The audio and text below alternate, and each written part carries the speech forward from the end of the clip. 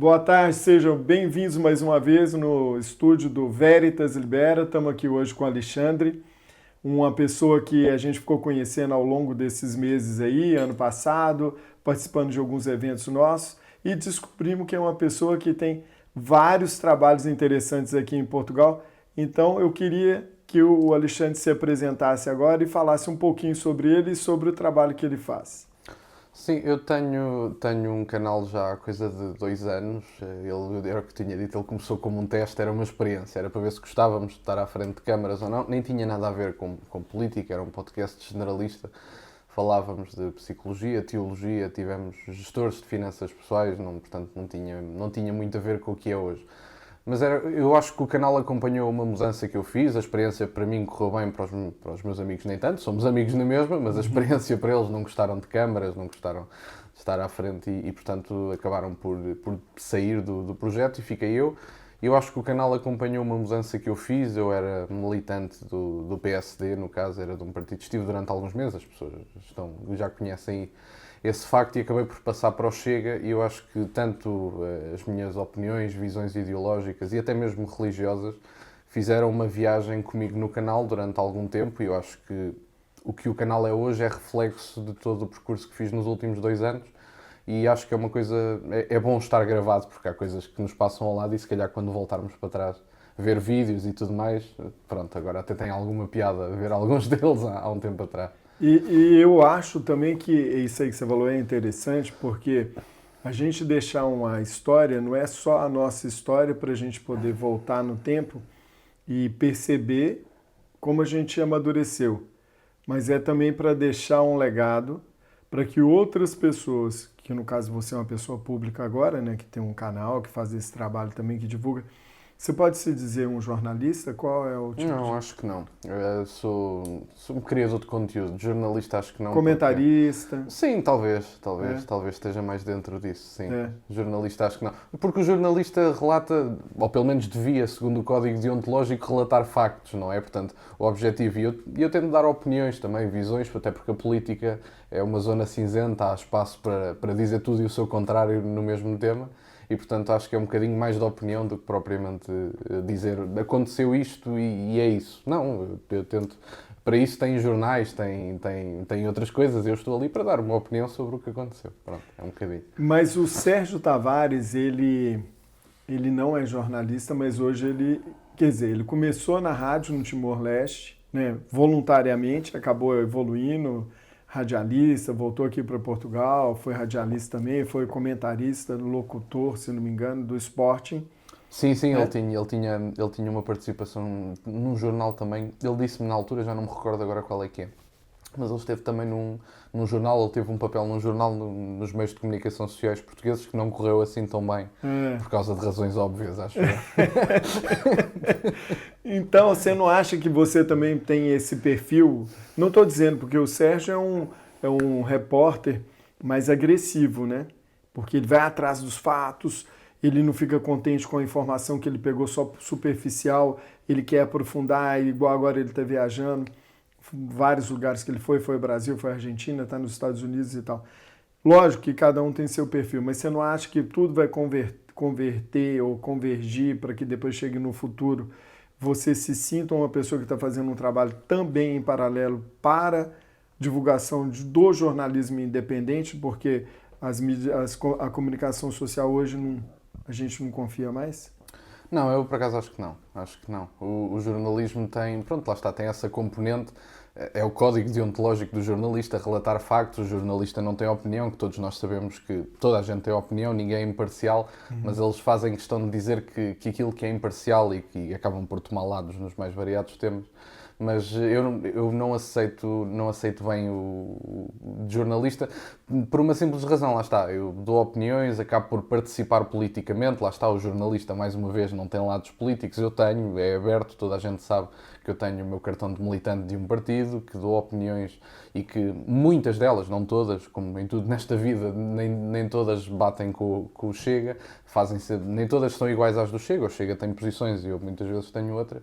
e, portanto, as pessoas também seguem. E eu acho que isso também justifica algum crescimento que eu tenho tido, porque a internet não procura neste momento jornalismo, a internet procura primeiro saber os factos e depois acaba por procurar. Ninguém quer uma pessoa imparcial, as pessoas procuram um lado político porque querem ouvir um lado político, e não significa que se feche numa bolha. Eu ouço pessoas à esquerda também, mas apesar disso acho que as pessoas estão à procura de algo real, de pessoas reais, a comentar para pessoas reais. Eu sou uma pessoa comum como as outras, estou a estudar ciência política, mas não é por causa disso que deixo de ser uma pessoa. Sou de um bairro social, toda a vida fui, e as pessoas gostam de ouvir realidade de uma pessoa que vive a realidade, e eu acho que é um bocadinho... O conceito também vem daí, o populista, não é? O populista também é um bocadinho isso, não é? Retratar aquilo que as pessoas façam, uma elite corrupta e corruptível, é um bocadinho essa relação também. E com relação a isso que você está falando, né? Que você estava no PSD, aí você foi... Quais foram os seus motivos, né? O que te motivou a militar pelo PSD, e se é que você pode falar, e depois você não encontrou aquilo que você procurava? E hoje, quanto tempo você está militando pelo Chega já? Talvez já tenha feito um ano e alguma coisa, um ano e uns meses, pelo menos, sim, diria que sim. E talvez 2, se calhar. Dois anos? Talvez 2. Não consigo garantir. Mas ano e 2 meses ou 2 anos? Não, um ano e quase 2 anos. Quase 2 anos. Um ano e muitos meses. Pronto. Muitos meses. Sim. E o que te levou a fazer essa mudança, e o que você encontrou que te mantém no Chega, apesar que você acabou de falar que tem algumas coisas que você não concorda, que é normal, né? Nós somos individualidades com opiniões próprias, então a gente vai divergir. O que te fez sair do PSD como militante e ir para o Chega e te manter no Chega até hoje? A propósito dessas individualidades, só deixar uma nota. O Ernst Junger, que é um escritor alemão, na altura da Segunda Guerra Mundial, dizia que nenhum de nós é individual, somos todos singulares. Portanto, nós fazemos parte de uma comunidade, individual nenhum é. Quando nós vamos às compras comprar pão, o pão está feito, alguém o fez, alguém apanhou os ingredientes necessários para estar ali. Portanto, nós somos todos singulares, mas nenhum de nós é individual. Que eu acho que mas veja bem, aí tem... Então, isso que é bom, né? A direita pode contradizer, né, as opiniões. Quando eu falo individualidade, é porque os sentimentos que passam dentro do seu ser, né, quem acredita em Deus, quem acredita em espírito, em alma, aquilo que passa dentro do nosso ser, da nossa alma, é individual. Você não tem como partilhar aquilo com ninguém. A pessoa pode ter empatia e ela se comover, se sensibilizar pelos seus sofrimentos, ou ficar feliz pelas suas alegrias, pelas suas coisas boas. Mas quando eu digo individualidade, nós somos um universo de emoções, de pensamentos e de coisas próprias que nos fazem ser sempre únicos. Nós somos diferentes de todo mundo. Embora todos nós sejamos a imagem de Deus, o nosso Criador, imagem e semelhança, a gente tem o nosso livre-arbítrio, né? Isso que eu acho que é mais bonito que Deus fez, entendeu? Dá pra gente o nosso livre-arbítrio. Porque ele diante do livre-arbítrio é onde ele colocou toda a responsabilidade sobre a nossa vida nas nossas próprias mãos. Então muita gente faz isso. Transfere as coisas que acontecem na vida própria, transfere a culpa ou transfere alguma outra coisa para os outros. Quando é mérito, é só meu. Quando é problema, a culpa é dos outros, não é minha. Mas o bonito disso tudo é que Deus falou assim, eu não vou interferir. Entendeu? O livre-arbítrio. Então é nesse sentido que eu falei, tá? Sim, sim. Não, é uma questão de semântica. A frase é gira e eu achei que faz sentido até aqui no Ocidente. Acho que faz sentido aqui no Ocidente, principalmente, que as pessoas estão cada uma para o seu lado, principalmente. Mas a viagem do PSD foi simples. Eu comecei na juventude do PSD porque, queria conhecer pessoas que mais ou menos pensassem como eu, e eu achei que o PSD seria um primeiro passo a dar que fazia sentido. Até porque eu conhecia pessoas do PSD da ala passista. O Pedro Passos Coelho é uma das figuras, diria eu, mais à direita que o PSD teve no passado recente, e eu identifico-me com Pedro Passos Coelho, identificava-me com as pessoas que se identificavam com ele na juventude, que eram pessoas mais à direita, tendencialmente mais conservadoras e tudo mais. E eu vi ali uma ala com que me identificava. Bom, talvez seja isto, um bocadinho na minha ignorância, talvez seja isto, conheço aqui pessoas, temos aqui ideias comuns, elas estão aqui, talvez faça sentido. E depois conheci um bocadinho a máquina partidária também E te interrompendo só um pouquinho. E quais eram esses pensamentos que eram mais à direita que te atraíram lá? Pronto, as amizades que lá estavam era o apreço pela ordem, diria, as posições sobre o aborto e sobre a eutanásia, o amor ao país. E porque há pessoas há pessoas do PSD que têm estes pensamentos. Pode parecer estranho no dia de hoje dizer isto, mas há algumas, e eu conheço-as, elas estão lá. Há um comentador, inclusive, que eu aprecio muito, que é o professor Miguel Morgado, que é uma referência de direita em Portugal. Diria, um liberal clássico, não sei se é essa a categorização adequada, ele saberá melhor do que eu, obviamente, mas é uma pessoa de direita que é do PSD, assumidamente, já foi ministro do PSD, ou secretário de Estado, teve um cargo num governo do PSD e, portanto, é um bocadinho por aí o apreço pela ordem, as opiniões sobre o aborto e sobre a eutanásia, que muitas vezes nem são de esquerda nem de direita. Há pessoas à esquerda que também que também são contra o aborto e contra a eutanásia, mas é um bocadinho por aí. O amor ao país, principalmente, e acabei por encontrar isso tudo de uma forma mais geral no Chega. Não era só uma ala do partido, era o partido todo que, de um modo geral, acredita nestes valores base. O estatuto do partido, vamos dizer assim, seria isso? Porque eu não conheço o estatuto do PSD. Mas do Chega eu já li a proposta dele Sim, não, mas com o passar do tempo o PSD é um partido de centro-esquerda, dito pelos próprios fundadores. E hoje apresentam-se como um partido de centro-direita. Em ciência política chamam-lhe o catch-all, que são os partidos que acabam por se modificar às ondas para apanhar o máximo de eleitorado possível. E, portanto, os estatutos às vezes acabam por nem identificar o partido na atualidade. O Partido Social Democrata não se apresenta como centro-direita. Apresenta-se como o Rui Rio dizia, que é um partido de centro-esquerda, a social-democracia, uma derivação do marxismo e tudo mais. E, portanto, os estatutos nem sempre significam que o partido seguie por essas linhas. E, portanto, eu era um bocadinho cético sobre os estatutos e sobre essas questões. E ia um bocadinho pelas pessoas que estavam lá dentro, o que é que as pessoas pensavam e quais é que eram os pensamentos comuns dos militantes. E eu acabei por perceber que as pessoas que se identificavam comigo eram uma ala muito específica do PSD, era ali uma bolha em que eu estava fechado dentro do partido, que acabava por não representar o resto do partido. E essa bolha é só em Lisboa ou a bolha existe em outras localidades do PSD? Ou você não teve essa experiência? Não tive essa experiência, mas é uma boa pergunta. Talvez exista, eu acredito que exista, mas não sei responder. E eu, como estava nessa bolha, pensei, bom, estou bem aqui, as pessoas pensam mais ou menos como eu, à partida vamos lutar por estas causas.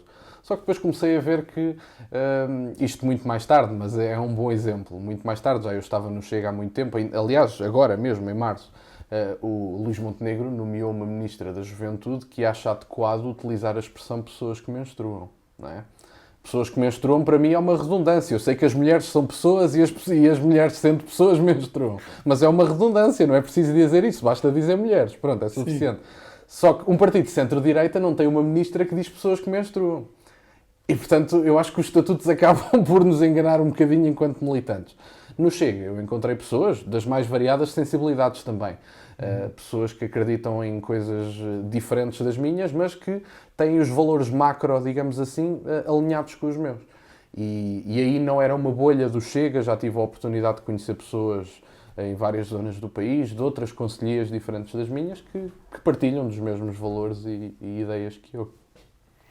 E hoje, como que você tem atuado, principalmente para trabalho? Esse trabalho que você faz no canal, você tem um canal de YouTube, né? Qual que é o nome do canal? O meu nome é Alexandre Sousa. É? Sim. Tá, então não tem outro nome, né? Alexandre Sousa, então. Sim. E pelo que eu soube, você tem muitos seguidores já no canal. Para Portugal, que, né, 10 milhões e meio, mais ou menos, de habitantes, e você tem uma quantidade de 20 mil. 20 mil, sim. Cheguei há pouco tempo aos 20 mil seguidores, sim. O que é muita coisa para Portugal. Sim, há canais de referência também muito grandes na área da política e começamos a ser cada vez mais e ainda bem, não é? Mas sim, estou muito satisfeito com os números. Não são um motor, mas efetivamente são uma motivação, claro que são. E é importante porque esse tipo de referência, né? A gente estava conversando antes de iniciar nosso bate-papo aqui, né?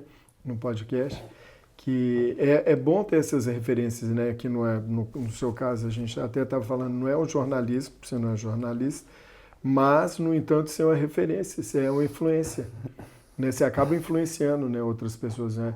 É um trabalho independente, onde você joga seu pensamento diante dos fatos que você está vendo, você faz aquele trabalho de análise crítica e baseado naquilo que você está falando, as pessoas vão se identificar ou não dentro da realidade que elas também estão querendo buscar, né? Uma realidade menos fantasiosa ou uma realidade que realmente é o que acontece, né?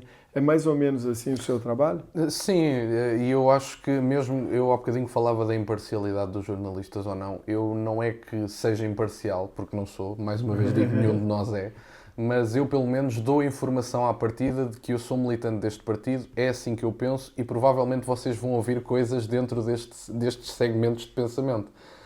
Nas televisões portuguesas nós temos pessoas que dizem que são imparciais e militaram no Partido Comunista Português e estão neste momento no Bloco de Esquerda e são militantes deste partido e não abrem a boca sobre o assunto. O programa vai do início ao fim e nós não sabemos que militaram no Bloco de Esquerda, no PCP, que estiveram envolvidos muitas vezes, nem vale a pena falar sobre o assunto, mas as FP25 também. Temos alguns próximos a essa malta que está a falar neste momento nas televisões portuguesas e, portanto, nós ao menos tínhamos que ter alguns pontos de referência para saber, bom, eu vou ouvir uma opinião de uma pessoa que não é imparcial porque ninguém é, mas eu pelo menos sei de onde ela vem para dizer o que diz.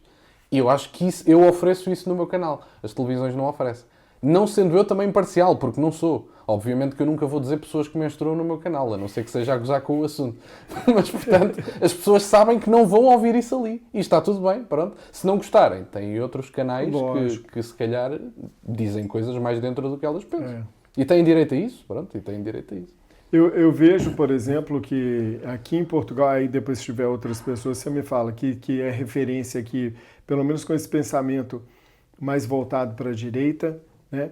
Porque assim, o que é direita, o que é esquerda, né? Isso sempre eu me pergunto, porque uma coisa que eu acho interessante, que muita gente fala, isso eu vou deixar para você me explicar. Se eu souber, eu explico. Me explicar ou pelo menos levar adiante o assunto, né? Esse bate-papo que a gente está fazendo aqui. Porque eu vejo da seguinte forma, levando do preceito que eu tenho a direita que prega a paz, que não quer fazer nenhum tipo de revolução, nem armada, nem cultural, que quer sossego, que quer viver em paz, quer trabalho, quer produzir, não quer aborto, não quer eutanásia, quer deixar as pessoas ter o direito de escolher, ou seja, liberdade para que a pessoa tenha autonomia sem intervenção do Estado. O Estado, na verdade, é uma instituição que foi criada pelo próprio homem, pela própria sociedade, e quem dá autonomia para a instituição é o próprio povo.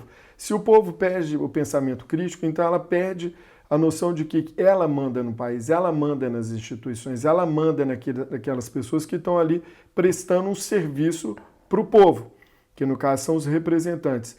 Então, se essas pessoas que são, assim, representam a direita, que eu acredito nisso, mesmo que muitos, como você mesmo falou, estão lá no PSD, mas se comportam como pessoas conservadoras, que preservam, por exemplo, a questão da família, a família que é a célula mátre da sociedade, Deus acima de tudo, que é a nossa referência, que nos faz temer daquele mal que a gente pode praticar e num futuro, na própria vida aqui, ou se depois a gente morrer, o que a gente vai encontrar pela frente. Então isso para mim é direita. Aí vem o meu ponto, que é um ponto interessante. Se isso é a direita, como que pode haver uma extrema direita? O que a extrema direita faz? Ela vai ser muito pacífica, calma que tem mais coisa para julgar.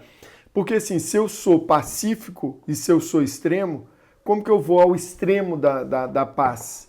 Agora, se uma pessoa que se diz que é pacífico, que quer o bem do próximo, como pregava Nosso Senhor Jesus Cristo, e aí a pessoa vai para a violência, na minha opinião, ela já passou para o lado da esquerda. Porque a esquerda que quer revolução armada, a esquerda que quer impor seu ponto de vista sobre as outras pessoas. Porque se você pega a referência dos cristãos que morreram nas arenas, eles entravam entoando cânticos de paz e de amor e de louvor a Deus e não faziam nada contra os seus algozes. Eles iam ser queimados nas cruzes, vivos, comidos por leões.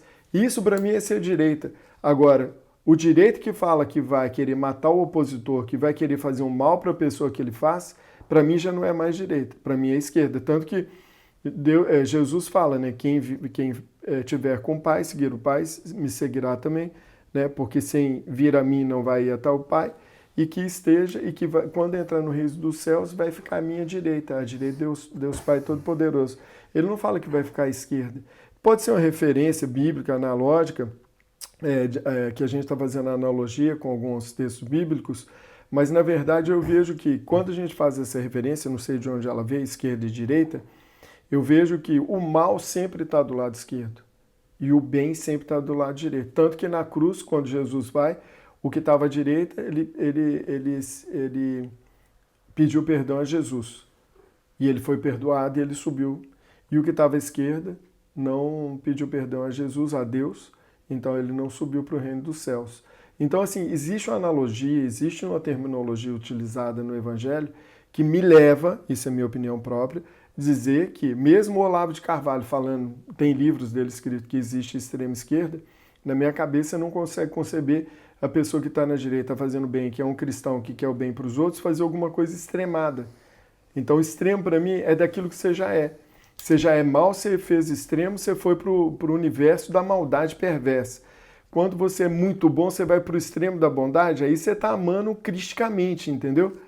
Então é nesse sentido que eu queria te escutar. Desculpa, eu delonguei muito. Não, eu estava aqui a tirar notas para não me esquecer de nada. Eu acho que há várias coisas, e quando falamos de direita e esquerda, estando nós a falar de direita política, eu não estou certo de que a direita seja toda boa no sentido lato da palavra. Eu nem sequer estou certo de que a direita seja toda ela religiosa. Eu conheço uma direita, e aliás, também não estou certo de que a direita seja ela toda anti-revolucionária. Há uma direita revolucionária, ela existe. Ela está historicamente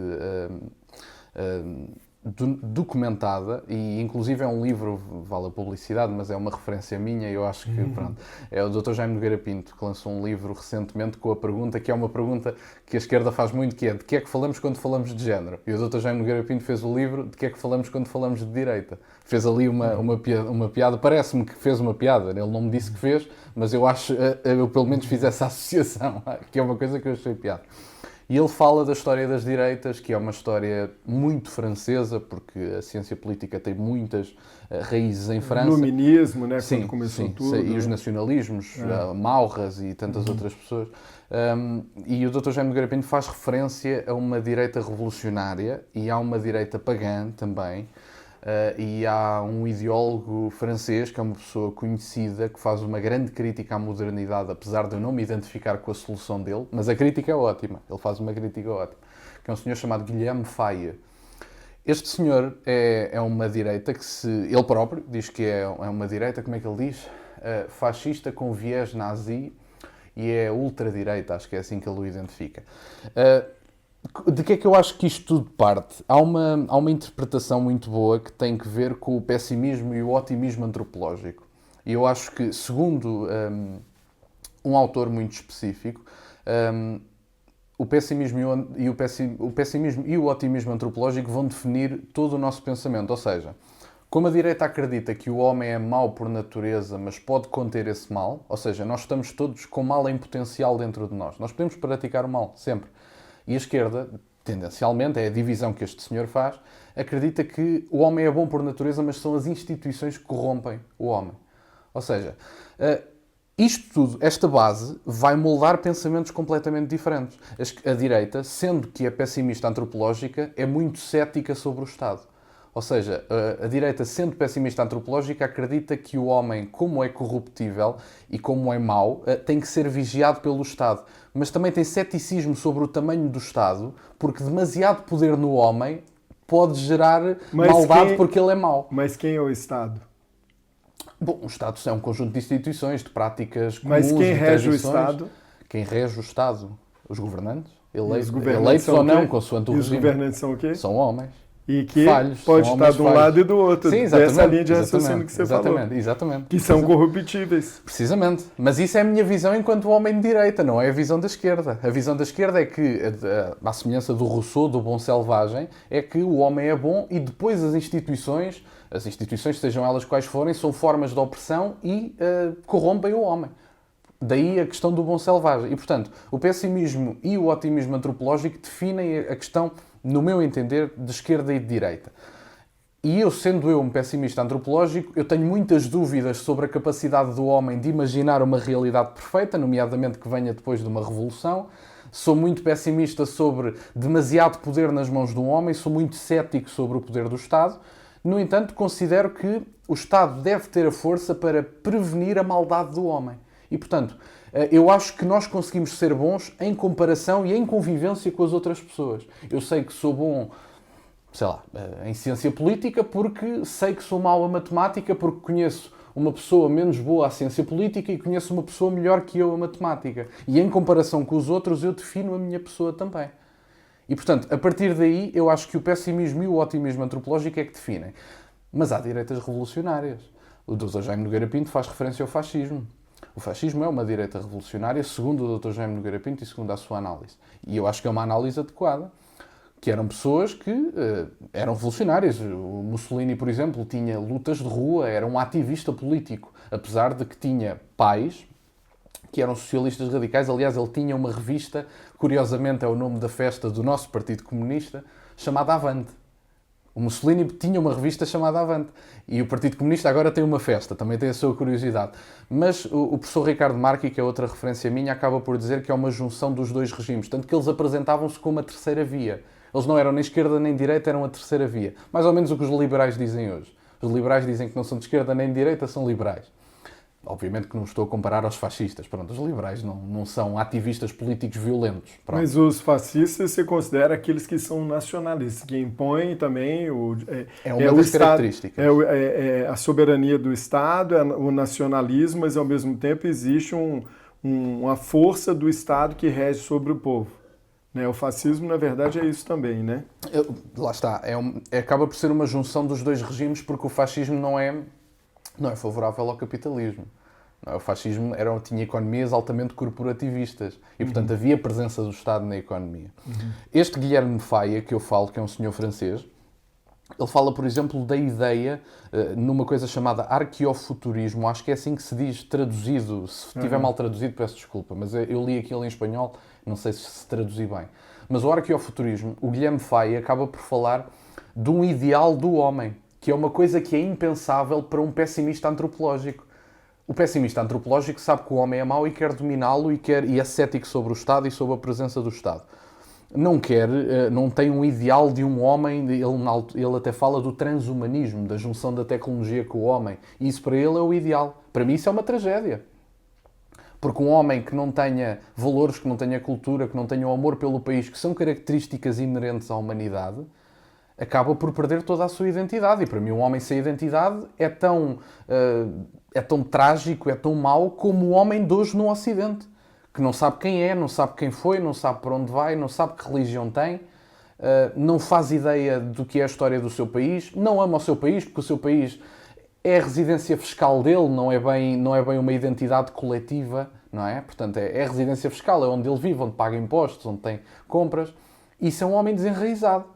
E, portanto, se o transhumanismo significar, não sei se significa, ainda não acabei de ler o livro, mas se o transhumanismo significar o desaparecimento do homem enquanto ser sensitivo, na medida em que tem amor ao país, tem amor à sua família, depende da sua família, está enraizado em emoções e coisas tão fortes como é a presença familiar, como é a religião, como é isto tudo. Se o transhumanismo significar perder esta parte sensitiva toda, bom, quer dizer, é tão desprezível como o homem ocidental do dia de hoje.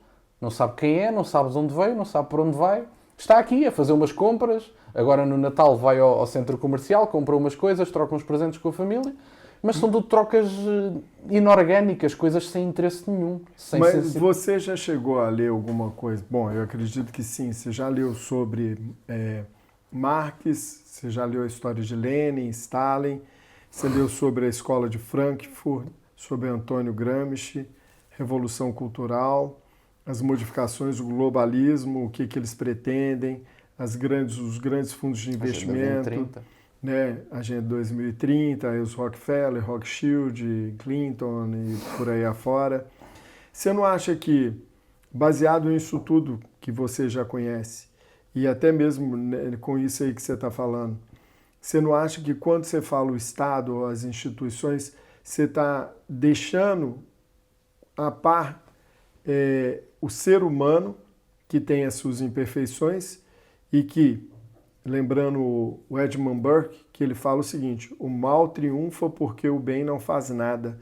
Então o mal sempre ele é sorrateiro, sempre ele quer ocupar espaço, sempre ele quer poder.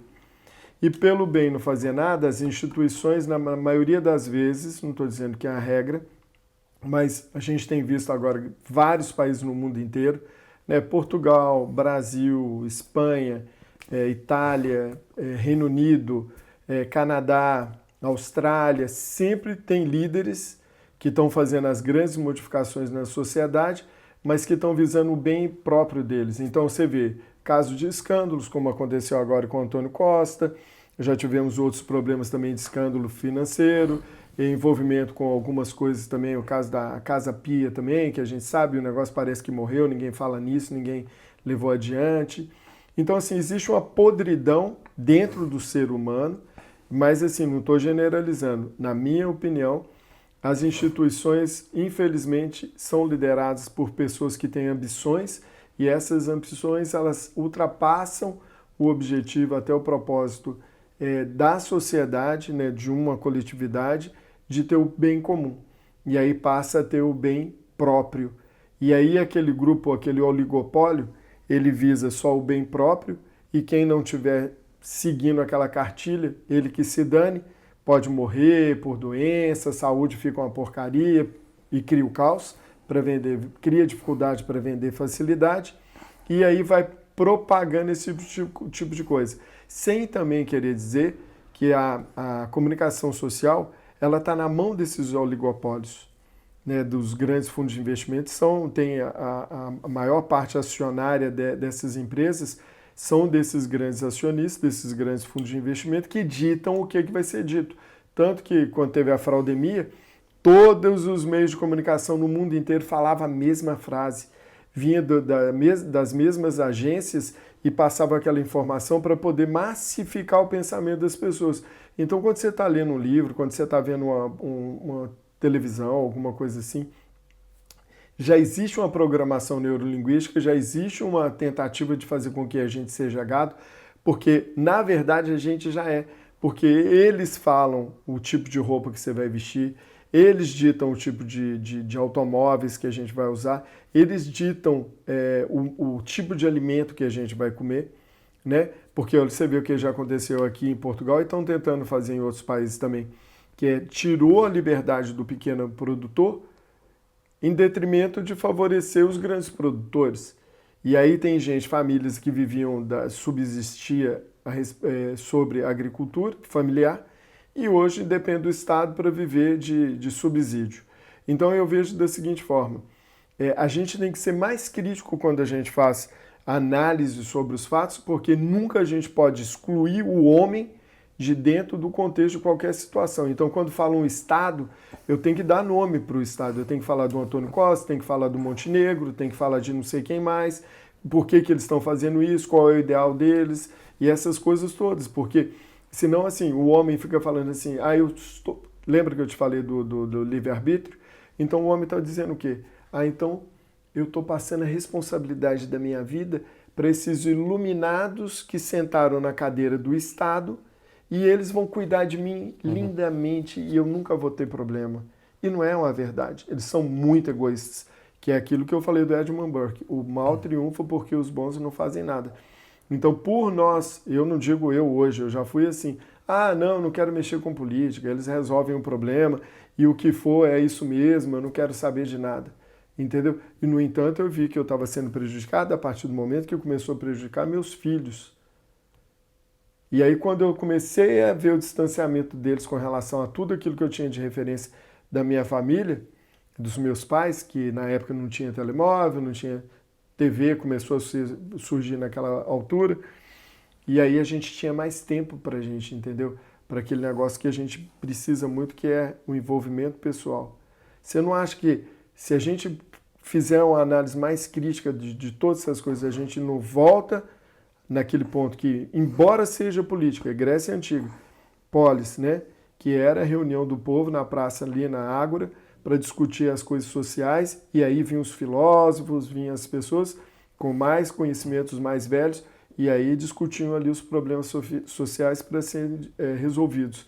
Você não acha que é mais nesse sentido do que ficar dando um nome pomposo, tipo Estado, governo e tal, dão um nome genérico, quando na realidade a gente tinha que dar nome para as pessoas que estão ocupando uma posição, que foram eleitas, no caso ali dos deputados, que são os legisladores, e aí a partir dali eu vou vir um primeiro-ministro, um ministro, e aí eles vão fazendo as coisas erradas e eu falo, o Estado. Não, quem fez errado foi a ministra ali da Agricultura, vamos colocar assim, ou foi o ministro da Saúde, ou foi o ministro das Finanças.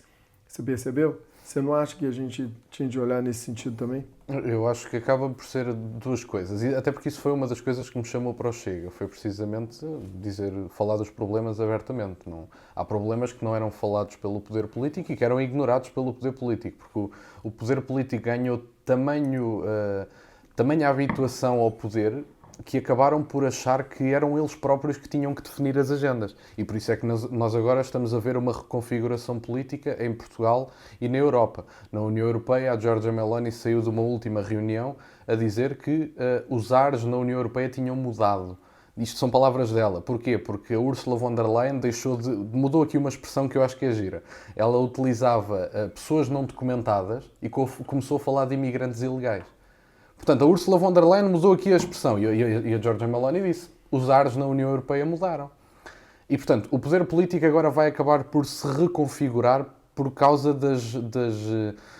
daqueles que têm sido as mensagens do povo para o poder político. As mensagens do povo para o poder político foi o crescimento do Rassemblement Nacional, da AfD, do Fidesz, do Chega, do Vox. Isto foi o sinal que o poder político recebeu. E agora vão-se reconfigurar. Mas eu acho que é as duas coisas. E para responder, eu acho que há instituições a que nós chamamos Estado, de forma consciente ou não. Há pessoas que têm isso consciente, há outras que não. Há instituições que transcendem os governantes e que, por isso, há uma raiz que pode estar errada, nomeadamente a nossa Constituição, que tem um enviesamento ideológico, mas a Constituição é uma parte do Estado, é uma instituição, digamos assim, formal, que transcende o governante. Portanto, o governante, independentemente do que lá estiver, ou tem 2/3 do Parlamento, se não me falha a memória, para alterar a Constituição, ou a Constituição é um órgão que transcende, é uma instituição que transcende o governante e que não interessa quem lá esteja, é aquilo e acabou. E depois há a culpabilização e a responsabilização dos políticos, que é uma coisa que em democracia seria uma vantagem, mas que não é aproveitada pelo povo português. Há outros que aproveitam. Em França, inclusive, não tem problema nenhum em aproveitar essa vantagem da democracia, que é, meus amigos, eu não gostei do que vocês fizeram, eu vou votar noutro partido. Pronto. Isso é o castigo máximo que em democracia se pode dar. Nós não aproveitamos essa vantagem. Em Portugal votamos em 2 partidos há 50 anos. E os 2 partidos vão alternando entre si o poder e vão alternando entre si a sua participação política e todas as elites sabem, todos os filhos de elites, pais, enteados, avós, netos, sabem que entrando no Partido Socialista, no PSD, eventualmente um dia com alguma participação política de base, que raramente significa o conhecimento do país, acabam por conseguir um lugar de deputado, acabam por conseguir algum lugar, porque é assim que o sistema está. E por isso é que eu digo, o Partido Socialista, ou melhor, o Partido Social Democrata, neste momento, rejeita a sua identidade, que é social-democrata, que é de centro-esquerda. Portanto, eles rejeitam a sua identidade. E rejeitam os estatutos. Porque o Sá Carneiro dizia abertamente, isto é um partido de centro-esquerda.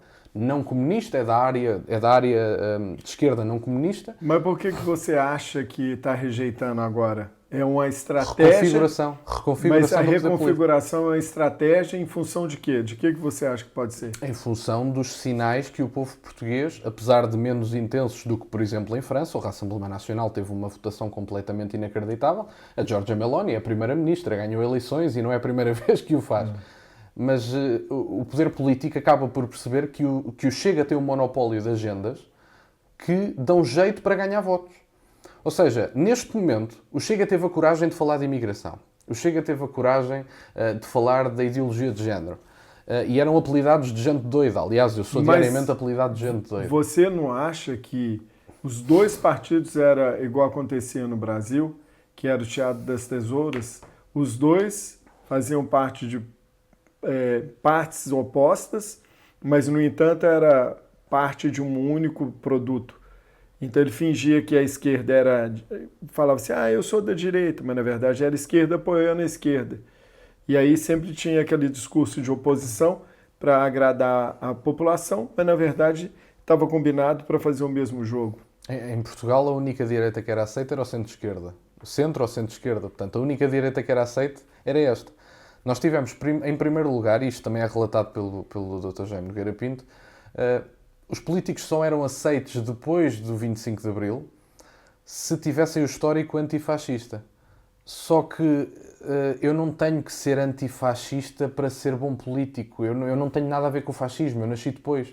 Eu não tenho nada a ver com isso. Não. É um problema que não é meu e, portanto, isso não tem que estar no meu currículo para eu participar politicamente. E a única direita que era aceita era o centro-esquerda, que era o Partido Social Democrata, e os centristas, o CDS. Pronto. Eles dizem que eram a casa das direitas, mas pronto, eu acho que isso já lá vai o tempo em que significou verdadeiramente serem alguma representação de direita, que em tempos foram. Tinham pessoas de direita no CDS e pessoas boas, de qualidade, grandes quadros. Só que estavam presos a uma agenda, lá está, entraram num campo de batalha cujas regras foram definidas pela esquerda. E, portanto, aí não podemos ganhar, não há hipótese nenhuma. O CDS estava preso pelo politicamente correto. O CDS não fala de imigração.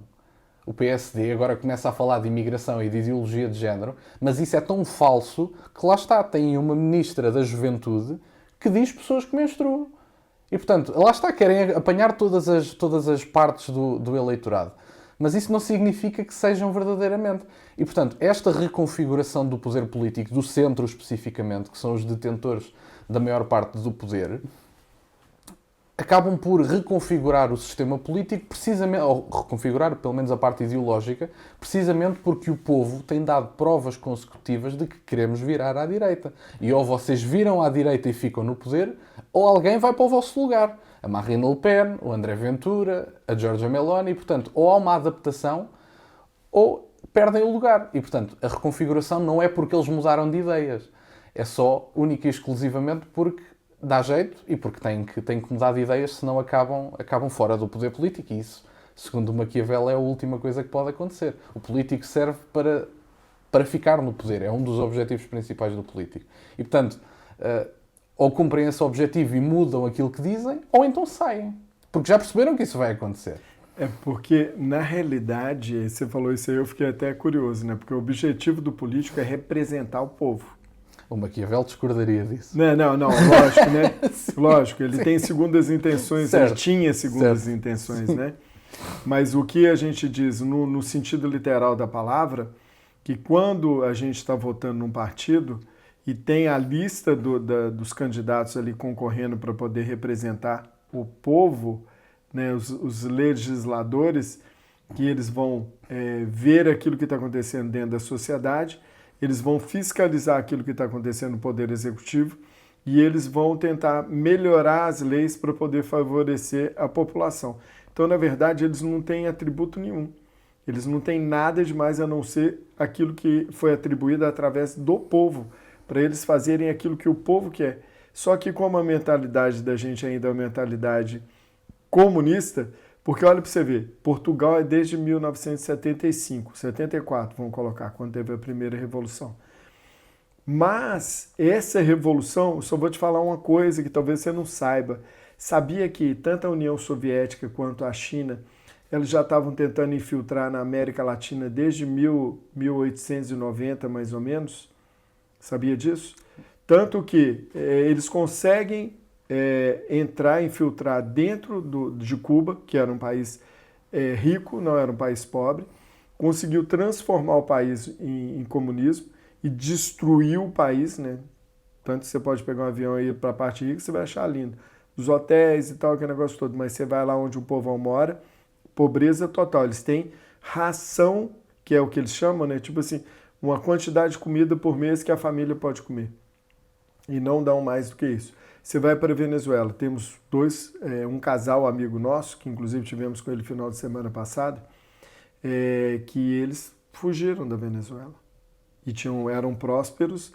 Hoje o nosso amigo é um senhor já, né, mais de 60 anos de idade, ele tinha empresa, é um engenheiro mecânico, né, próspero, muito próspero, porque era um país muito rico, e hoje ele é motorista de Uber aqui em Portugal. Então aí eu te pergunto, será que essa mentalidade que a gente ainda tem de falar sobre o comunismo como se fosse uma coisa normal e ainda não é reflexo de uma lavagem cerebral, um processo que a gente vem ao longo dos anos, igual eu citei o caso do Brasil, que desde 1980 tem livro, tem prova, tem tudo. Eu estou lendo um livro que é do Silvio Frota, um general já falecido do Exército do Brasil, que serviu também como ministro do Exército, serviu também como ministro de presidente no Brasil. Ele escreveu um livro que só pôde ser publicado 20 anos depois que ele havia falecido, porque ali ele tem documentos, tem tudo no livro. É um livro de mais ou menos 1000 páginas, que fala ideais traídos. Por quê? Porque dentro do próprio Exército, das Forças Armadas, e foi infiltrando pensamento comunista, e a partir do momento que tinha várias bases com pensamento diferente, fizeram o que no Brasil? A mesma coisa aqui, revolução. Porque aqui foram contra Salazar. Não estou dizendo que ele foi bom ou ruim para o país, mas dizer que a mentalidade comunista é uma mentalidade boa e a gente aceitar. Por exemplo, o Holodomor, quem fez? Foram os comunistas. Quantos milhões de ucranianos morreram lá? Ninguém sabe dizer. Tem uns que falam que é 5 milhões, tem outros que falam que pode ter chegado até 30 milhões. Morrer de fome, Sim. Deixar a gente morrer de fome. Por decisão dos próprios governantes. Por decisão dos próprios... Então, isso é que é grave. E tem ainda gente... é pior do que se fosse... Quer dizer, é que matar os compatriotas ainda é mais grave do que matar alguém de fora, acho eu. E isso que me dói... Ainda é pior. Não, mas na verdade... A Ucrânia fazia parte da União Soviética, né, quando teve o Holodomor, né? Agora, o que me dói mais ainda, gente, sabe o que é? É as pessoas aceitarem essa mentalidade. Entendeu? Porque ela deveria ser banida. O que a Polônia fez? Como eles passaram uma situação muito difícil, você vê que o partido de direita na Polônia, ele vem se mantendo por muito tempo. E é difícil. Então, a Europa, a União Europeia, ela tem uma crítica muito grande. Quer dizer, esses governantes aí de esquerda, né, que estão no governo, tipo Macron, estava Angela Merkel antes, hoje em dia já não é tanto na Itália, e alguns comentários aqui vindo de Portugal que faziam crítica com relação às decisões, até mesmo de outros países aqui da União Europeia, que faziam crítica com relação às atitudes da Polônia. Por exemplo, questão aqui em Portugal, abertura das fronteiras, né, a imigração descontrolada, que a gente vê o problema que está trazendo para Portugal, criminalidade aumentando, o desrespeito pelas culturas e as leis sendo desrespeitadas a todo minuto aqui em Portugal, né? A gente conversa, a gente anda muito de Uber, então a gente conversa muito com os motoristas portugueses e até brasileiros, e aí o que eles comentam com a gente é assim, vem um paquistanês, ou vem um indiano, ou vem qualquer outra pessoa de fora, chega aqui, do outro dia ele já está com a documentação para poder conduzir um Uber ou um Bolt. Já um português tem que passar por teste, tem que pagar 400 euros, tem que entrar na fila, demora 2 meses, 3 meses, até fazer todo o treinamento e a pessoa. E o outro não chega, já está trabalhando no outro dia. O quê? Quem que está fazendo isso acontecer? Na minha opinião, o que eu estou vendo com meus olhos, escutando com meus ouvidos, são as decisões que estão vindo desses homens que estão ocupando hoje o governo e ocupava antes das eleições de 2024 de março, né, março desse ano, que também já faziam a mesma coisa, que propositalmente, numa conivência com as decisões da União Europeia, estavam abrindo as fronteiras de todos os países, como aconteceu na Alemanha, como aconteceu na Itália, como aconteceu na França, que está destruída culturalmente. Você passa na rua, como ali na Praça Martim Muniz, você vai lá, tem mais muçulmano fazendo reza lá no meio da rua, e aquele povo estranho que não é a cultura nossa, né, ocidental. E aí o povo urinando no meio da rua, tráfico de droga no meio da rua, e a polícia faz vista grossa, como se nada tivesse acontecendo, né? É um absurdo. Com conivência de quem? Quem que está aprovando isso? É essas pessoas que estão ocupando cargos que têm o poder na mão para poder fazer isso ser diferente, que é a luta que o André Ventura e todo mundo do Chega bate em cima. Por que o Chega está crescendo? O Chega está crescendo porque mostra exatamente com os olhos que a gente vê, com os ouvidos que a gente escuta, aquilo que o povo quer escutar do representante do povo falando para o povo. Por isso que tem tanta atração. O Chega é um partido novo, pequeno, né? Pequeno assim, entre aspas, né? Que agora está com 50 deputados. Mas assim, é um partido muito novo, sem essa capilaridade que o PSD e o PS já têm aqui em Portugal, né? Então torna-se um pouco mais difícil. Mas por que não está sendo tão difícil para o Chega? Porque o Chega está falando aquilo que o povo está vendo. O Chega está trabalhando da forma com que o povo está pedindo para o seu representante trabalhar.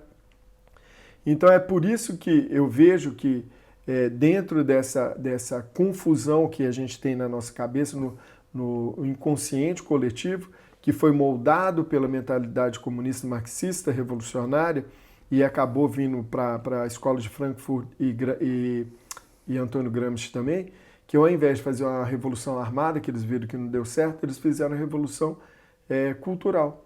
Né? Aí veio o wokismo, vem esse negócio de ideologia de gênero e todas as outras coisas, tudo planejado. Isso sai das universidades. Saul Alinsky, por exemplo, lá nos Estados Unidos, o que ele infiltrou de universidade hoje, que é progressista nos Estados Unidos, é uma coisa de louco. Então é essa mentalidade que a gente fica e fala assim, comunismo como comunismo, era para ser rejeitado de todos os aspectos da nossa vida. Nunca era para a gente admitir ninguém falando que era comunista. Tem um estatuto de um partido comunista dizendo que é a favor da morte, é a favor de tirar sua propriedade privada, tirar o seu direito de ir e vir, igual, por exemplo, na China. Ai, que lindo, maravilhoso. A China é capitalista. Tá, mas você é controlado. Você tem os créditos sociais lá, qualquer coisa que você faz, você perde. Isso é ter liberdade na sua vida? Se você escolhe se você quer ou não quer um tipo de vida que você quer escolher, e a partir do momento que você está sendo cerceado. Agora, o que eu levo em consideração é aquilo que está representado no Evangelho também, de forma, também fazendo a analogia, que é o meu direito acaba aonde o seu direito começa. Entendeu? Então a liberdade ela é relativa. Agora, eu não ter o direito de tolir o seu direito de ter liberdade de escolher aquilo que é melhor para você, e o contrário também vale para você não fazer comigo. E aí a gente delega para essas pessoas, que algumas eu considero como psicopatas, que a gente delega o poder para eles, e o povo deixa, e a gente é a maioria. Então um grupinho de, 2.000 pessoas fazem um monte de tranqueirado com a gente se lixa e a gente fica quieto. Não faz nada e ainda acha o comunismo lindo. Ai não, o socialismo vai fazer bem porque vai distribuir a renda para todo mundo. Como vai distribuir? Nós todos somos diferentes. Então eu queria saber de você, baseado nesse ponto de vista que eu trouxe aqui para você, como que você vê isso, enxerga isso para Portugal, enxerga isso para os partidos políticos, como que você vê? Eu não sei se eu compliquei muito. Não. Eu acho que tem a ver com um termo chamado cultura política. E os países que estiveram debaixo, de forma simplificada, os países que estiveram debaixo da pata da União Soviética têm muito mais facilidade em rejeitar o comunismo do que nós. Nós não tivemos uma ditadura comunista como houve noutros países. E, portanto, a cultura política acaba por ser um bocadinho isto. Os países que já vivenciaram o comunismo acabam por ter muita facilidade cultural em rejeitá-lo, porque foi uma coisa que não foi assim tão antiga. A União Soviética durou 70 anos. Portanto, durou 70 anos e não acabou assim há tanto tempo. As pessoas acham que já acabou no século XVI ou XV. Foi quando? Foram 70 anos, foi 1992, se não me falha a memória. Acho que é 92. Mas se tiver aí, eu achei que era 84, eu vou olhar aqui. Eu acho que é 92. Foram 70 anos e começou em meados dos anos 20. Quando caiu o Muro de Berlim, né? Sim, o fim da União Soviética oficial. Pronto, acho que, se não me falha a memória, fica em 92. E, portanto, foi uma coisa que durou 70 anos e os países que estiveram debaixo da pata da União Soviética têm muito mais facilidade em rejeitar o comunismo. Cultura política, as pessoas sabem, quer dizer, já os meus avós, os meus pais viveram isto, eu não quero viver isto também, relataram, apesar de que há pessoas, mesmo nesses países, que relatam Stalin e Lenin como heróis, atenção, portanto, mesmo aí há visões para tudo. Mas eu vejo que há muito mais facilidade. Por exemplo... Posso fazer uma parêntese? Sim. Em 89. Foi 89? A queda do Muro de Berlim em 9 de novembro de 1989. Então foi 89. Então pronto, então disse 92, está errado. Mas foram sensivelmente 70 anos, isso é certo. E portanto é um bocadinho com a cultura política. As pessoas cá, como viveram um regime, e aliás, mesmo cá, uma esquerda dominante, inicialmente era profundamente anticomunista.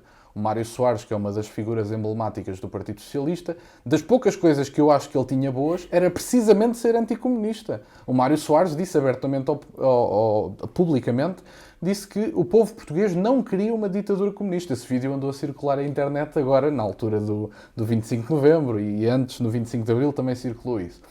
E portanto, o Mário Soares era profundamente anticomunista. E esta foi a vitória. Lá está, esta cultura foi escrita pelos vencedores. E quem é que foram os vencedores do 25 de novembro? Há pessoas que gostam de dizer que foi a direita. Eu acho que foi o centro. Foi o centro que ganhou politicamente no 25 de novembro, não foi a direita. O Partido Comunista perdeu. Isso ninguém tem dúvidas. O Partido Comunista passava mandatos em branco para caçar reacionários. Você fez essa pergunta para o Sr. Diogo? Porque eu já tive Fiz. O podcast foi todo sobre o 25 de novembro. Eu vi, mas eu não sei se você viu porque eu não vi o podcast Não, todo. sim, claro. Mas fiz. E o que ele respondeu? Porque eu já fiz essa pergunta para ele há 3 anos atrás, quando eu conheci. A gente ficou 2 horas conversando. De quem é que ganhou, 25, o vencedor. Isso.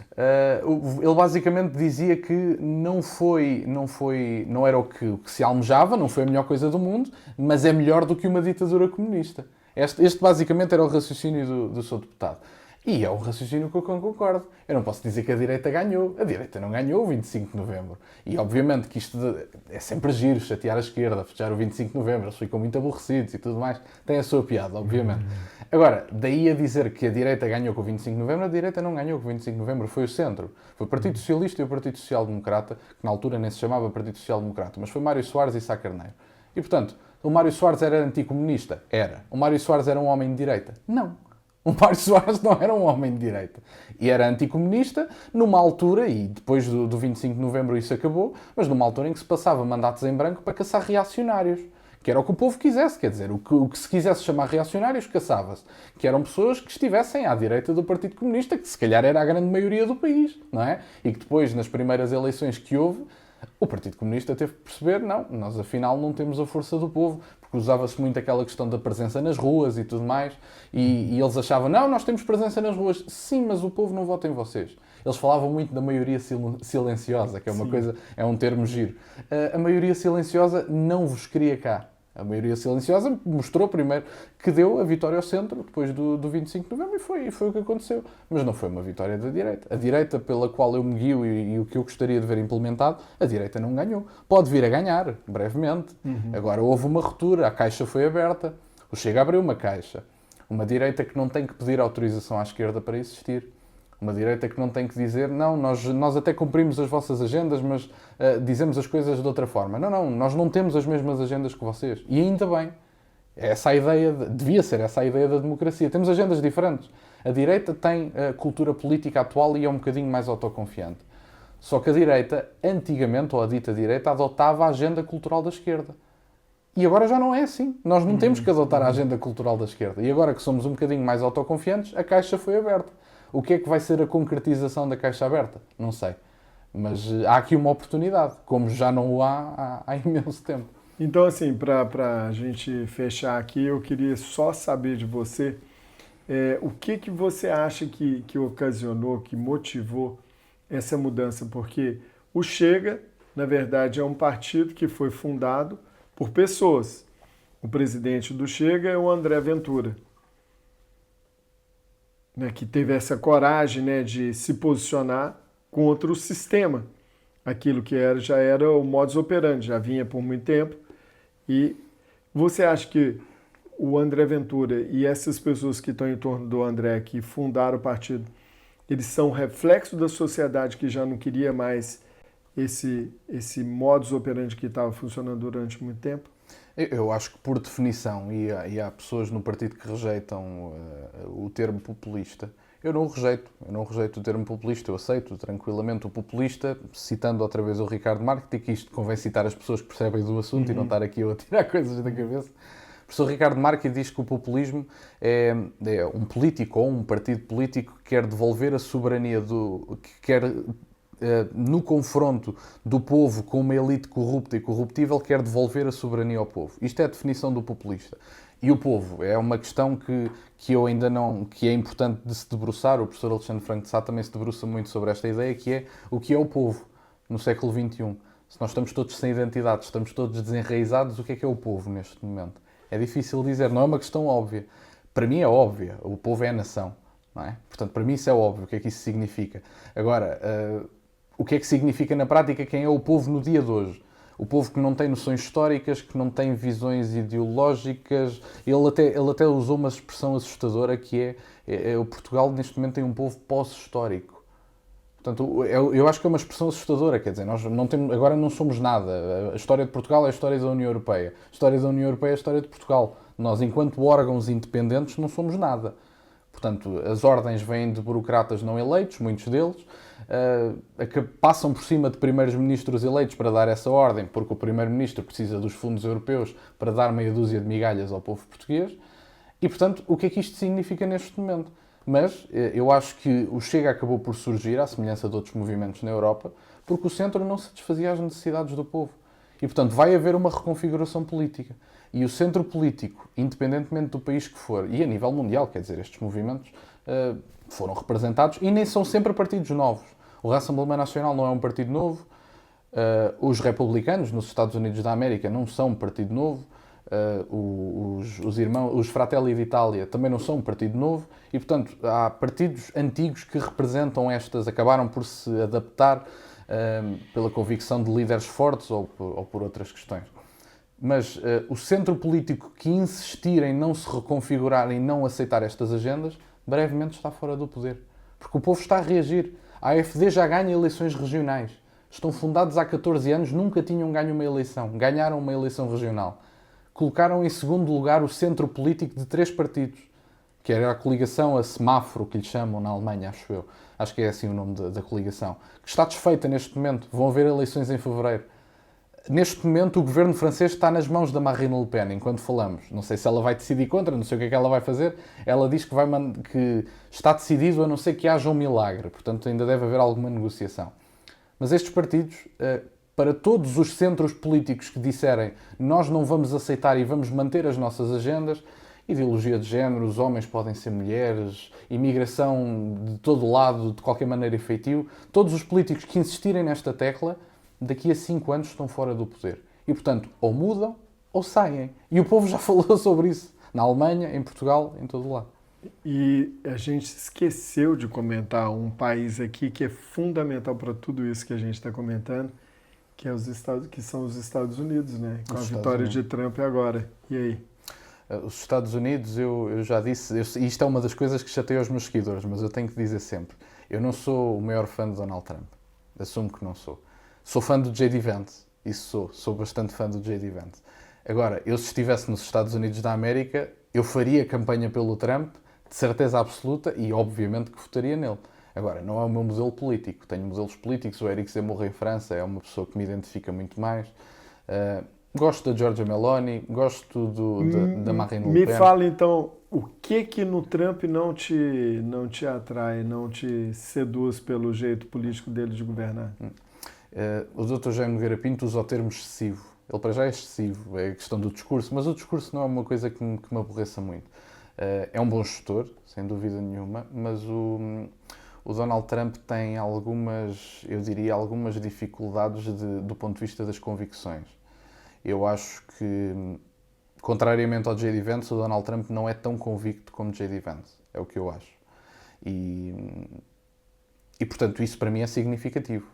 Não é? Eu prefiro uma pessoa convicta como é J.D. Vance do que Donald Trump, que eu acredito que não é tão convicto. Não é que não acredito no que diz, não é nada disso que eu estou a dizer. É só que o J.D. Vance não acredita só, ele está enraizado na sua experiência pessoal no catolicismo, que é a avó, que inclusive ele diz que teve um papel fundamental na sua conversão. Ele está enraizado no serviço, ele serviu no Iraque, os Estados Unidos da América. E, portanto, o J.D. Vance tem motivações que estão associadas à sua história e que, no meu entender, o tornam uma pessoa mais convicta. E, portanto, o Donald Trump não viveu as dificuldades do J.D. Vance. O Donald Trump tem uma família riquíssima. E o J.D. Vance veio de uma família bastante modesta. E eu acho que o J.D. Vance é mais convicto por esse motivo. E, portanto, Donald Trump acredita no que diz, não tenho dúvidas nenhumas disso. Mas o J.D. Vance está mais profundamente enraizado e é mais convicto do que Donald Trump. E por isso tenho muito mais respeito pelo vice-presidente do que pelo presidente. No entanto, tudo o que Donald Trump apresenta como agendas principais, o controle da imigração, Make America Great Again, a questão da economia, diminuir impostos, que são algumas diferenças que ele tem do primeiro mandato para agora. Obviamente são tempos diferentes, não são tempos comparáveis ao primeiro mandato dele, não tem nada a ver. E portanto os impostos, a imigração e tudo mais, identifico-me com tudo, sem dúvida nenhuma. Mas eu vejo mais convicções no J.D. Vance. E portanto acho. Mas isto é uma coisa que aborrece o meu público, eu sei que sim, mas é a verdade. A verdade é o que é. Não, eu acho interessante porque aquele gesto que o Trump fez quando ele tomou um tiro de raspão na orelha, aquilo me mostrou que ele é muito convicto com o que ele quer. Porque um homem de 70 e poucos anos, né, 78, 79, não me recordo agora, e ele toma um tiro de raspão na orelha, não é porque os jornais falaram, porque muita gente falou, Tucker Carlson e como chama aquele outro? Morgan? Joy Morgan. Piers Morgan, será? Não, Joy Morgan. Esqueci o nome dele agora, que tem aquele um canal de internet, jornalismo independente lá nos Estados Unidos, que comentou também. Mas não é porque eles comentaram, é porque realmente, se você olhar uma pessoa que correu risco de vida e que da forma com que foi feito ali, aquilo aconteceu, que ele moveu a cabeça exatamente na hora que a bala passou. Esse é um milagre. Exatamente. E o homem cai no chão, com a idade que ele tem, porque a gente vai ficando mais velho, a gente perde algumas convicções, entendeu? Porque quando a gente é novo, a gente é impulsivo, um pouco rebelde, e à medida que a gente vai ficando mais velho, a gente vai ficando mais conservador. A gente preocupa mais em não ser excessivo, para não tomar decisão errada. E aí ele levanta ali e ele fight. Então, assim, para te ser sincero, eu não tenho uma opinião formadíssima assim, do Trump em relação a quem ele é, porque eu nunca estudei a vida dele, nunca aprofundei o que ele já fez, o que ele já não fez. A maioria são essas coisas, essas notícias de fofoca aí da comunicação social, querendo denegrir a imagem dele, como fez com o Bolsonaro, como faz com o André Ventura. Então, assim, eu não posso dizer que eu conheço tão bem o que ele já passou na vida dele para eu falar assim, eu vejo assim, estou convicto disso. Claro. Mas pelo superficial que eu vejo do Trump, pelo que eu vi do governo dele anterior, eu acho o cara muito competente. Porque, assim, você não pode se basear só naquilo que a pessoa teve, se ele foi muito rico ou se ele foi muito pobre. É meu ponto de vista, tá? Com todo respeito à sua opinião. Mas isso não faz com que uma pessoa seja mais qualificada ou menos qualificada. Tanto que pode ter uma pessoa que teve menos acesso à informação e ela está qualificada para ocupar aquela posição, mesmo que a nossa percepção ela seja diferente daquilo que realmente a pessoa consegue fazer. As coisas, na minha opinião, elas não acontecem por acaso. E é por esse motivo que eu acredito que o Trump está na posição que ele está, assim como eu sei que o Ventura está na posição que ele está, entendeu? Como eu acredito muito, eu sinto Deus, eu percebo Deus. Não é que eu acredito. Acreditar é partir do pressuposto que existe. Não, eu tenho certeza, eu tenho convicção que Deus existe. Da mesma forma que eu tenho certeza que se o Ventura está nessa posição que ele está, é porque Deus está dando essa oportunidade para ele. Então cabe a ele saber aproveitar ou não. Deu para outras pessoas, souberam aproveitar? Talvez não, mas o André pegou. A mesma coisa aconteceu com o Bolsonaro. Tomou uma facada na barriga e o cara continuou lutando pelo Brasil. Ele podia ter falado assim, já estou velho, entendeu? Tomei uma facada, já fui presidente, larguei tudo de lado, agora deixa aí por um novo assumir meu filho, ou um amigo, ou uma pessoa que eu nunca vi. A mesma coisa com o Trump. Eu sou milionário, tenho muito dinheiro, já mexi com os Estados Unidos, agora eu não quero saber mais dos Estados Unidos. E cadê os outros qualificados que não chegaram a conseguir ocupar o ponto que ele está? Porque o jogo político é um jogo de conseguir mexer todas as peças do tabuleiro, não derrubar nenhuma peça e ao mesmo tempo você sair desviando de uma e da outra e chegar até no rei, entendeu? Para você ganhar a batalha. Esse é o objetivo. Então, assim, quem teve essa qualificação dentro do partido, republicano. Quem teve essa qualificação diante das outras pessoas que são mais qualificadas, tendo dinheiro ou não tendo dinheiro, porque a gente sabe que o dinheiro também ajuda, mas quem teve essa condição foi o Trump. Então, assim, de novo, mesmo não tendo conhecimento da vida dele, essa é a minha visão, entendeu? Que ele está muito qualificado, que Deus pode ter dado a oportunidade para as outras pessoas, mas quem soube aproveitar a oportunidade foi ele. Então eu vou fazer de tudo para que ele consiga atingir os objetivos que é comum da sociedade. Assim como eu fiz com o Bolsonaro, assim como eu estou fazendo do André Ventura, assim como também estou apoiando o Trump, entendeu? Se tem outra pessoa muito qualificada que está do lado dele, graças a Deus, entendeu? Isso é muito bom. Mas isso aí eu estou falando do meu ponto de vista, tá, Alexandre? Não estou dizendo que você tem suas motivações e, pelo contrário, você estuda muito mais política do que eu. Eu sou um generalista, você se aprofunda, você lê mais coisas e tal, então você tem mais informação do que eu. Mas eu vejo assim, então, nós estamos suscetíveis a falhas, né? Mas na posição que essas pessoas que eu citei bem próximas da gente, você conhece o André Ventura pessoalmente, eu também conheço, tive a oportunidade de conversar com o Bolsonaro por vídeo, né? Você ainda não teve, o Sérgio Tavares já teve oportunidade de conversar com ele pessoalmente. Então a gente sabe que são figuras cheias de defeito. Mas se a gente não apoiar, o espaço vai ficar livre de novo. E aí, essas pessoas que vão dizer que são da esquerda, mas que querem ajudar o povo, que é aquilo que eu te falei várias vezes aqui, que eu já repeti do Edmund Burke, que ele fala, né, que o mal triunfa, que o bem não faz nada, o espaço fica livre e não existe espaço vago. Eles vão ocupar. Então a gente tem que se fortalecer.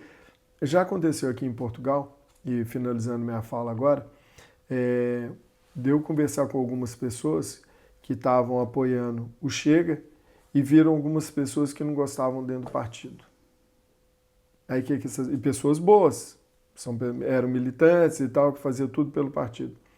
Entraram algumas pessoas que não gostavam. O que elas fizeram? Saíram do partido. Então, se realmente essas pessoas são más para o partido, no que ela saiu, essa pessoa ganhou força. Pode trazer mais pessoas junto com ela que são más também, entendeu? E aí depois eu tive várias conversas com essas duas pessoas específicas que eu sou mais próximo, que eu sou amigo hoje em dia, né, que são portugueses, que estão aqui há muitos anos e conhecem a situação política muito melhor do que eu.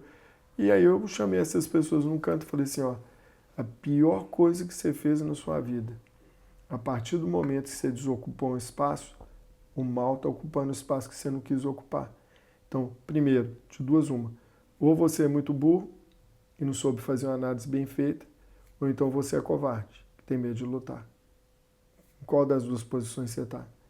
Eu prefiro que você seja burro do que covarde, porque pelo menos a ignorância a gente tem a possibilidade de raciocinar e buscar de novo a lógica, a razão das coisas para poder lutar de novo.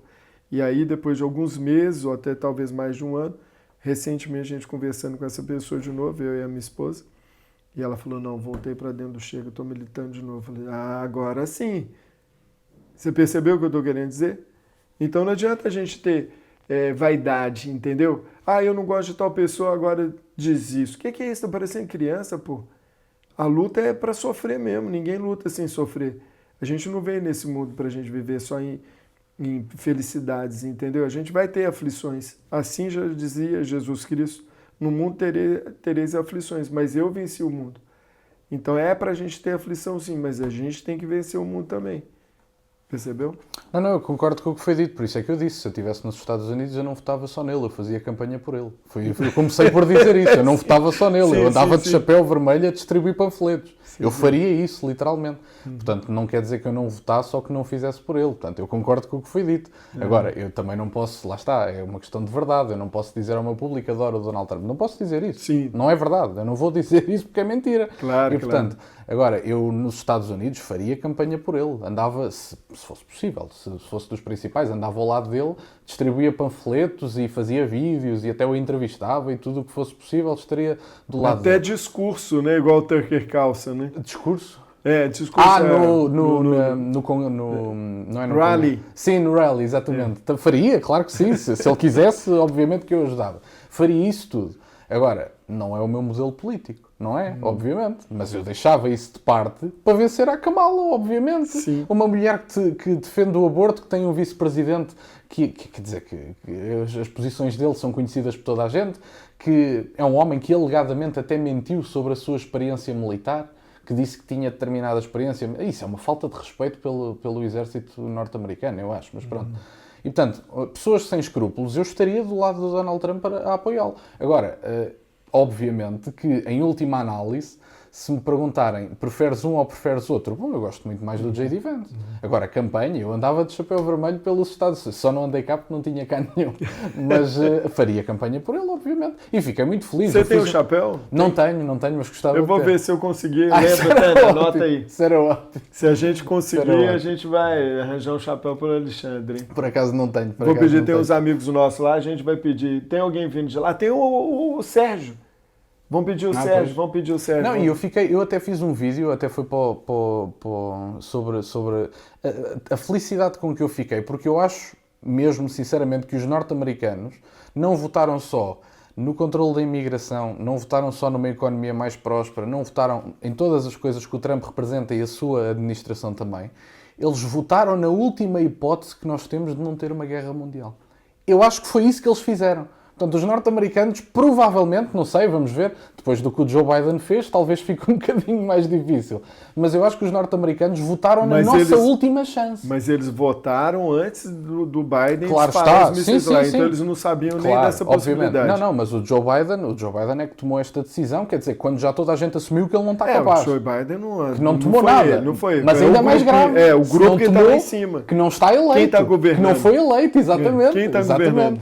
Portanto, eu acho que os norte-americanos votaram na última chance que o planeta tem de não ter uma terceira guerra mundial. Portanto, é este o valor que eu dou à eleição do Trump. Agora, se me perguntam, compara o Trump com o André Ventura, com a Marine Le Pen, com o Eric Zemmour, o Donald Trump não é dos políticos que eu mais gosto de todos os que eu mencionei. Agora, faria campanha por ele, obviamente, andava de chapéu e Make America Great Again, obviamente. Suas considerações finais, então, Alexandre, que a gente... O bate-papo está excelente. Eu vou te convidar de novo, né, a Tânia, a gente vai convidar você para vir para cá de novo, para a gente bater mais papo. Aí depois porque assim, esse primeiro bate-papo é para a gente se conhecer mesmo, e aí depois, posteriormente, a gente já pega um tema, alguma coisa assim, para eu também dar uma aprofundada, para a gente poder conversar melhor. E eu queria escutar as suas considerações finais para o público, né, do Veritas, para o seu público também.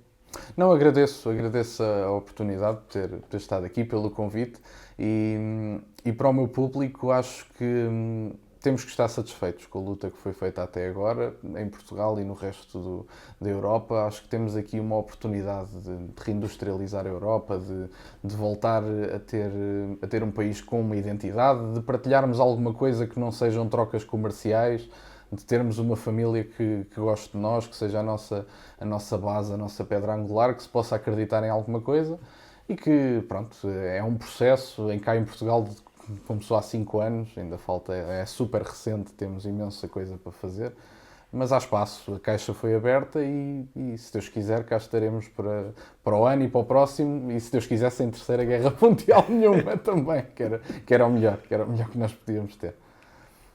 Bom, eu quero agradecer o Alexandre, então, pela oportunidade de estar batendo esse papo com ele. Obrigado a todos aí que nos acompanham. E a gente se encontra no próximo podcast do Veritas Liberar. Grande abraço para todos vocês.